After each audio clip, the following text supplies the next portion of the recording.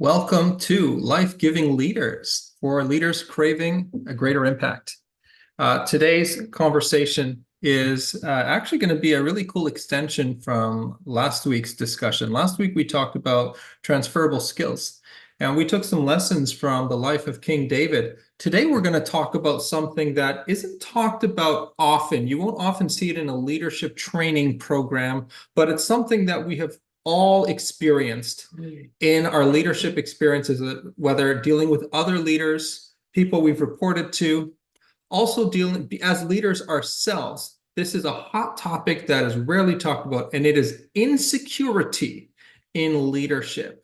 I mean, if you think back right now, first of all, if you've worked for an insecure leader, just think right now for a moment, any leader that you've worked with or for or under, whether in a community environment, a business environment, church environment, whatever it is, think about an insecure leader you've worked with. Don't name them in the chat, just think about them, okay? And the first thing I want to highlight here is the fact that it was probably easy for you to recognize that they were an insecure leader, or at least make a reasonable hypothesis or a reasonable assumption about that. And how did that translate into your experience with them? How did that translate into their leadership effectiveness? Well, we can also think about our own experience as leaders and ask ourselves, how are we facing any insecurities? Do we ever feel any imposter syndrome? Do we ever make decisions out of fear? I know the biggest leadership mistakes that I have ever made, I think about 10 out of 10 of them, give or take none, had a dimension of insecurity behind that decision, that approach, that reaction, whatever it is. There was a dimension of insecurity. There was something I was afraid of, or there was something that I was insecure about, right? And so this is a very real thing. And I don't care if you're a senior executive, if you're the CEO, if you've been a leader for 52 years, or if you're just starting your leadership journey or aspiring to one day become some sort of a leader, we have to face our insecurities. Yes. And this is one of the reasons why I love to read biographies, and especially autobiographies, those who are vulnerable enough to actually share not just their successes, but to share not just their failures, but to share the internal process that they're going through in that in a particular experience. I love biographies and autobiographies. And so we'll be pulling from our own experience, but we'll also be pulling from a really cool biography that we have. And that is the biography of King David as documented in the Bible. We're going to reference and pull from this because we happen to have so many insights into David. We have some insights through his artistic creative expression in the Psalms.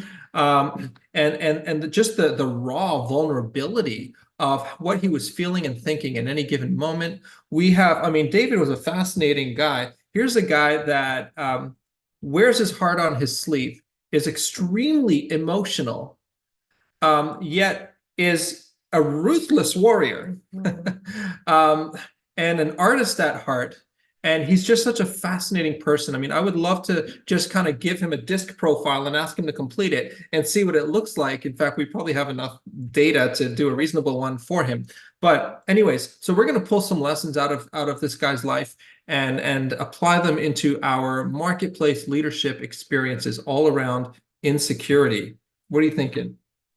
Well, it's so interesting. I'm thinking a few things. So first of all, this idea of taking someone's story that is similar to you, that has your giftings, that has your mix. I mean, obviously we're all individuals, but there's oftentimes we'll read a story and something in us will connect. And it's really good for you, for each and every one of us, to have a few of those characters kind of in front of us. It's a good thing to go back to in those moments where you are maybe feeling insecure. It can remind you of some of your better qualities that you've recognized in them when you've been reading the story. It can be also easier to see how incredible someone else is. So just that, having that mirror to remind yourself how incredible you are. It's, Mike was talking about, you were talking about an insecure leader, right? But I think if we're honest and aware, most of us have insecurities, right? Yes. So you might hear that and you might be shaking in your boots a bit going, oh, am I an insecure leader? I'm an insecure leader. Well, I mean, we all have insecurities. It doesn't necessarily mean that you're showing up for your team or your family in those ways just because you're aware of your insecurities. And I think awareness is a huge, huge, huge part of this. Like we look at you reference different things that stories about David, things he wrote. If you look at the Psalms, for example, so David wrote about 1/3 of the Psalms, give or take. And if you actually look at it, a lot of them, not all of them, but a lot of them start with him kind of framing a limiting belief at the beginning, right? And then kind of digging into that limiting belief, really spilling all of the things out in the paper. And then at the end of it, kind of coming to a resolution of what's the truth or what's he going to hold on to, or what Dr. Caroline Leaf would call as an active reach. Mm. Right? So you actually see, yes, David had all these insecurities, but you see that he's constantly working through them. He's constantly bringing them to light. He's constantly bringing them to resolution. And as a human being who has insecurities at one point or another, no matter who you are, we do need to be able to do that. And because he was able to do that, he was able to overcome those things and be one of the most notable leaders of all times. And I think it's, yeah, so much about David. Yeah, and I love what you're saying there, because he came to that extreme level of influence through a journey not that was absent of insecurities, Not at but all. where he learned to work through those insecurities. So what do I mean by insecurities? Well, if you think about the word secure, what does it mean to be secure? It means to be firm, to be stable, kind of immovable, to be predictably dependable, right? And so when I think about insecurities, it's I'm not quite so firm, I'm not quite so stable, I'm not quite so convinced, so confident that I'm going to be able to thrive here, that I'm going to be able to do my part, that I'm going to be able to bring to the table what's needed, that I'm going to be smart enough, good enough, quick enough, whatever enough, impressive enough, whatever the situation is. And if I think about my own life and experience, and areas where I've battled with insecurity, they're often rooted in some sort of an experience where I experienced rejection. Rejection. Yeah. We see this in David's life as well. And maybe I'll let you speak to that because you're just so awesome. I just love, I could listen to you all day, especially when you're on this topic. But this element of rejection, I have, I grew up in a region where not a lot of people looked like me. As a little kid, I didn't have this beard, but I did have this skin color, and I was one of the very few that did. And I suffered a lot of rejection, a lot of racism in my early school experience. And as a result of that, I learned to develop my artistic skills by myself, my drawing, my music, my lyricism, by myself. And it's interesting to see that King David is also very musically inclined. And had a lot of alone time, him and his sheep, because he spent his early years as a shepherd. And what I found though is all throughout my life, I never, to this day, I very rarely feel like part of the group.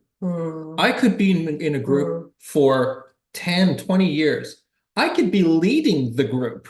I could be the founder of the group, and I still always feel like an outsider.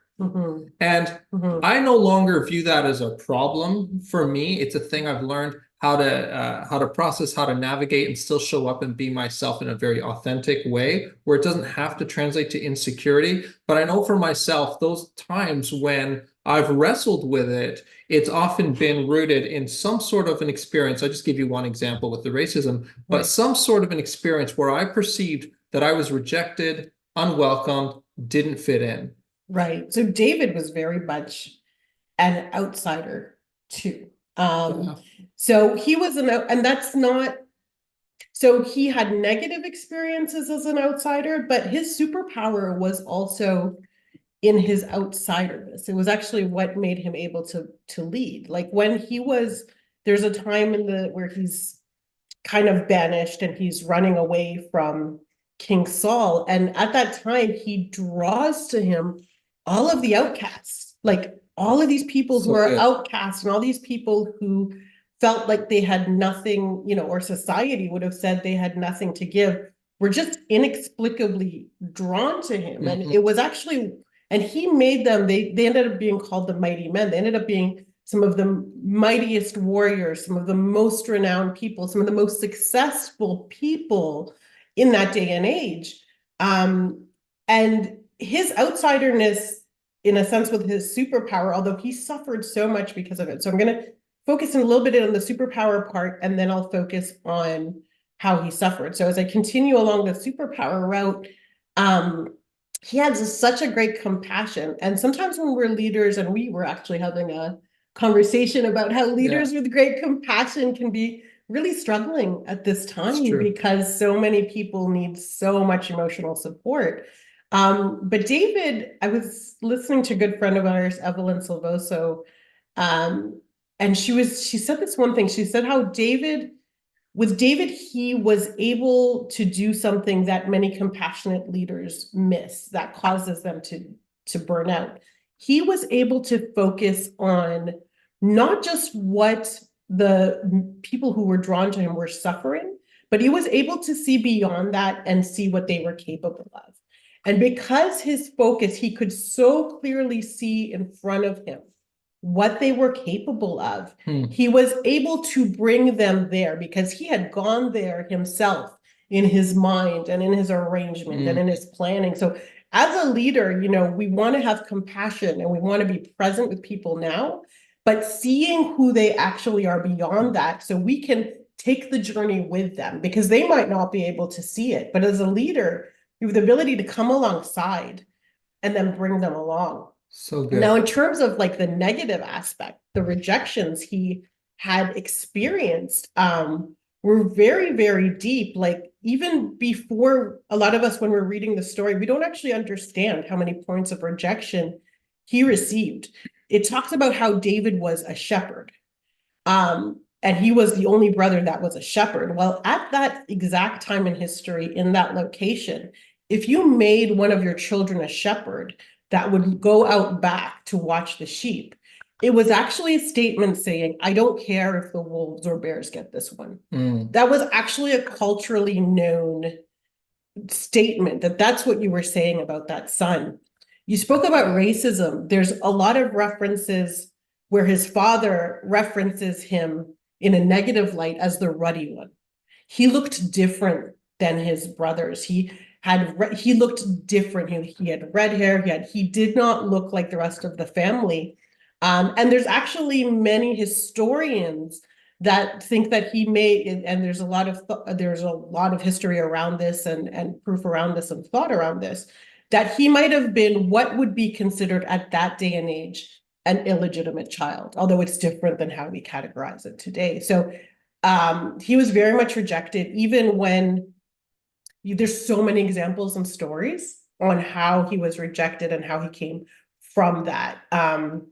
But again, we bring it back to when he was a shepherd, when he was out there alone, when he was running away from his leader, Saul, who should have been putting into him and seeing him and propelling him the way he was able to propel his own men.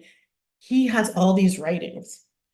Like he has all these Psalms, and his Psalms are like, they're like his journaling. They're almost like what we take our clients through in chapter 2 about removing your limiting beliefs. He did it naturally, and he did it, at the leading of God, and allowing himself to be fathered by God, and allowing himself to see himself from that perspective, that positive perspective, which was a different perspective than what his earthly father put on him, and a different perspective than what Saul, his leader's actions were saying towards him also. There's a word that comes to mind, which is the word overlooked. Some of you maybe are listening to this and you feel that either you're currently or you've previously been overlooked, where you feel, I have more to bring to the table. Why don't they see it? Why aren't they willing to give me this opportunity? And David himself was overlooked, but because of that experience, and I'll unpack that in a moment, but because of that experience, Dana, I love your reference to the mighty men that he recruited and that came to him. Because of his experience having been overlooked, he developed the ability to recognize great talent before they were yet proven. Right.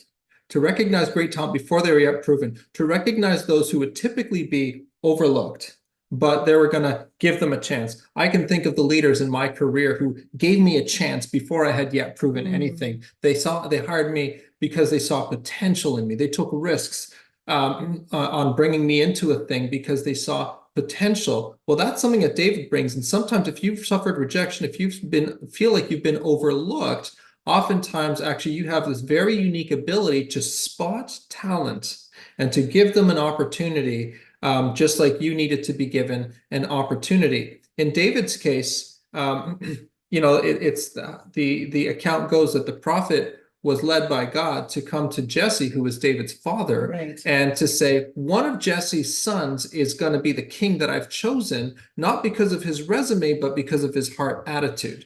And what happened here was the prophet comes to Jesse and he says, one of your sons is going to be king. Let me meet all the sons. And Jesse brings all the sons and does not bring David. Doesn't even consider it. Doesn't even consider it. So literally, the prophet goes through and he goes person by person. Is it him, God? Nope, not him. Is it him, God? No, it's not him. And he goes one by one, and God rejects them all in terms of for this particular position. And then now the prophet's confused because he's like, well, hold up. God said to me, one of your sons is the king. Here are all your sons, and none of them is the chosen one for king. Jesse, you sure we're not missing a son? Sorry to ask such an obvious question. And Jesse's like, well, yeah, I guess there is one more. But he's in the field with the sheep. Should I even bother getting him? Yeah, he gets him. God's like, boom, that's the one. He recognizes him when he sees him, and no longer is he overlooked. And what happens now, watch this. The moment he gets unoverlooked, he's seen, it triggers a rapid acceleration in his career experience, a rapid acceleration. And some of you are sitting there going, I've been overlooked. But I'm telling you, if you see it through, if you keep bringing your best to the table, and that moment when you're not overlooked anymore, you're going to see a rapid acceleration. There's a caveat here, though. Because so many people might have been in a similar, different, but in a situation where they're the rejected one, they're the outcast, but what happened to David in public was a representative of what was happening with him in private long before anyone knew his name. Really good, yeah. Right? And he did this work where he processed the emotions. Like I can't emphasize enough how incredible it is how we have the Psalms, which are almost like journal entries that actually allowed him to be what we see in history today, just going through the hard exercise of this is so painful. And some of those Psalms, they are raw. Like he talks about pain, he talks about hatred, he talks about killing. Like he is not holding back in processing this stuff. He is very present with himself and present with going through these emotions and intentional about taking it from this horrible place that a lot of the Psalms start to this amazing truth that counters that lie that he started with and brings, again, what Dr. Leaf would call an active reach, right? So something to hold on to that turns that limiting thing around. The other part of what David's showing as he shows up as a leader, when he's successful, and I want to be very clear, David was not, it's not like, okay, David had a bad life and then he had a good life and everything was roses after that. We see his challenges all the way through, and that's reality, right? There's never this point of, we like to kind of imagine once I arrive in XYZ place, then it's all going to be roses. And well, you know what, like, yeah, some of it will be, but we're always going to encounter challenges. And I think the quicker we come to an ability of radical acceptance, to accept, okay, this is what it is like right now. I am present here. God is present with me. What can I do about it now? And being present in the present, not focused on the past, not how it should be. And David was incredible. Like David was incredible at this. I think of I was thinking about a story of, so there's this story in the Bible where David comes to Ziklag. And in this story, basically, I won't get into all the details, but David had been doing the wrong thing for years. He was out of God's will for years. He was in a land where he was told by God not to go, and he was leading the people there, and the people were all there. And they, at this one juncture of a battle, they lost their wives, they lost their livestock, which was the property at the time, and their like money, they lost everything. And they were ready to kill him. They were about to stone him. They're like, this is your fault. You brought us here. We're taking you out. And it says he turned and he sought the Lord. He turned and he, asked God, can I be successful here? What do I need to do to be successful? And he was given instructions, but the instructions were very much like, they spoke to his identity. They spoke to the fact that like he was going to be king. He was destined to be king. And David accepted it like that. Like he was so able to let go of the past, even though the past had just happened a minute ago. Like all these things he did wrong leading up to this point and the consequences up until that moment. But when he was like, okay, I'm going to realign with my identity, and I have so much self-compassion that I can release all of these years of all these mistakes that brought this, and I can take this moment, own this moment, and not just turn it around for myself, but turn it around for all the people depending on me without beating myself up, without, like, when we see those moments in David's life, that's why he was able to lead others like that. That's why he was able to bring outcasts and the mighty men to a place of success, because he was able to be that compassionate about himself. He was able to see who he was and how powerful he was and own it, and forgive himself so quickly that he could start functioning in that person, even if he had made mistakes prior. Oh, man, there's a few things I just want to mine out of what you just said and just kind of put it on display. Number one, David had an outlet. He had a way to express the insecurities he was battling with. He had a way to express his inner challenge. He didn't just keep it in. Whether it was journaling, writing the Psalms through music. For me, music is really helpful when I need to process stuff, but he didn't just leave it bottled up. Right. He was able to give himself an outlet to process and express it. And when we see the Psalms, the fascinating thing is his mindset at the beginning of the Psalm is often very different at the end of the Psalm. He starts in the place of struggle. He ends in the place of confidence. He starts in the place of insecurity. He ends in the place of stability. And so having an outlet is one thing I want to pull out of what you said. The second thing is don't disqualify yourself. Right. Don't disqualify yourself. Right. This guy had been making mistakes and continued to make mistakes even during his reign as king. But his whole thing was, I love what you said, was that he was willing to forgive himself. He was willing to get up and give it another shot. And so don't disqualify yourself. I don't care how far you've missed it, how long you've missed it for, how big, small, public, private, whatever. Yeah, don't disqualify yourself. Yeah. Don't count yourself out. Get up, get back in the game, forgive yourself, receive God's forgiveness, confess whatever you need to, and move on, because the rest of your life is waiting for you. The rest of the world is waiting for you. The rest of the world is waiting for you. Like so many people would have lost so much if David wasn't compassionate to himself. So the act of self-compassion is an act of love, not just towards yourself, but towards everybody who's counting on you in the present and in the future, that you don't even know needs you, that this world needs what you have. And you need to be able to love yourself so you can love others. He was able to love others that way because he loved himself that way. I'm listening to us talk about the outlets. And to me, the Psalms is David journaling, and to you, the Psalms is the songwriting. And we all have our own outlet, right? And it's interesting because it's actually, there's actually an organization that actually leads people. I don't remember if it was prisoners or just youth that are at risk. I think it's youth that are at risk to process emotions through songwriting.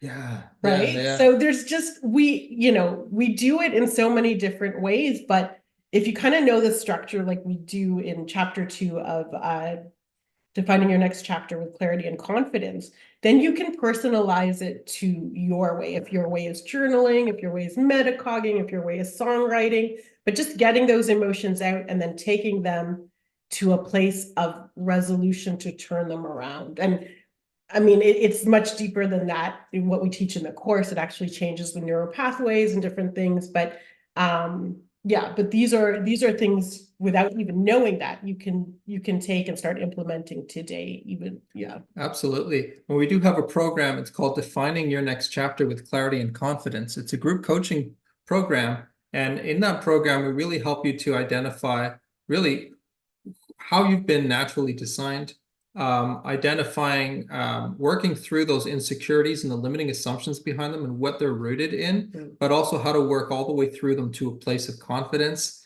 and really identifying, so, the powerful leadership that is in you and finding really practical ways to give that expression. So defining your next chapter with clarity and confidence, you can just go to the description and there's a link there where you can learn more, or you can connect with us. We can have a conversation about it and see if it's a fit for you. Before we go into the members room, so at the end of each conversation, we spend another 30 minutes with our members. If you're interested in becoming a member, there's a link in the description as well. But I'm looking at the names right now. I'm getting excited for the second, for the 4 minutes from now, we're going to be in the room with these amazing people and having some really awesome conversation, unpacking this topic of insecurity and leadership. As we do that, I'm just thinking, what are some closing thoughts that we want to leave our audience with here? Closing thoughts that we want to leave our audience with. Well, definitely kindness towards yourself. Um, Definitely the things that have made you different are very well your superpower, and maybe what you need to learn how to lean into and how to lead. Yeah, and that's something we go into in terms of the motivational gifts. Other aspects of it is being able to see yourself and others, not from where you are today, not from what you consider the current mistake. Even if the mistake just happened, you're in a new moment right now. Do what, cognitive behavioral therapy calls radical acceptance. Okay, this happened. This is what it is. I'm here now. What can I do now? And I can do something now because I have control of this moment, not living in the past, not this should all over yourself, like live in now.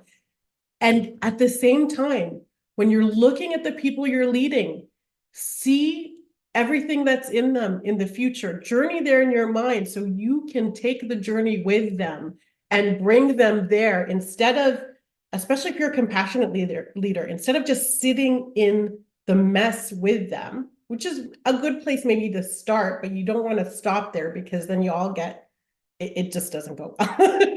But taking the journey with them and doing the same for yourself, because you're only going to lead others as well as you lead yourself. Really good, really good. If I think about my own experience, as a closing thought, I think one of the most recognizable ways I was able to identify insecurity in my own leadership was when I'm trying to make a decision. When I was in a place of insecurity, my thought process was, if I decide to do A, what will such and such think about that decision? I'm making my decision based on how others will perceive my decision. It might be my boss, it might be our CEO, it might be my wife, it might be, maybe it's not someone who's not even in the picture, but you just picture their voice of judgment as you're making those decisions. Well, that's decision making from a place of insecurity. I'm trying to make the decision optimizing for their perception of me rather than making a decision optimizing for what's best for the mission at hand. So if I'm able to shift away from what will such and such think about me or about my decision, I can instead focus on what's best for whoever I'm optimizing to serve in the situation, what's best for the matter at hand, thinking from that pure place. And then I can layer on, okay, what might be objections that I might get from others, but I want to first purely make the decision from a place of serving, really, from a serving Right. heart. And don't volunteer their objections. Because some of your perceived objections can actually just be coming from your previous life experience. And It's if true. you kind of mirror that on, you'll make that happen. You'll create that objection where it wouldn't have been before. So don't assume other people's Yeah, objections. really good, really good. Well, if you benefited from this, members, please come into the Zoom room. You've got the link. If you benefited from this, go ahead, like, share, follow. And we're on every Wednesday at 12 o'clock. And so just go ahead and stay tuned and follow so you can get those notifications. And Barris, you can jump into the Zoom room. I see you're there.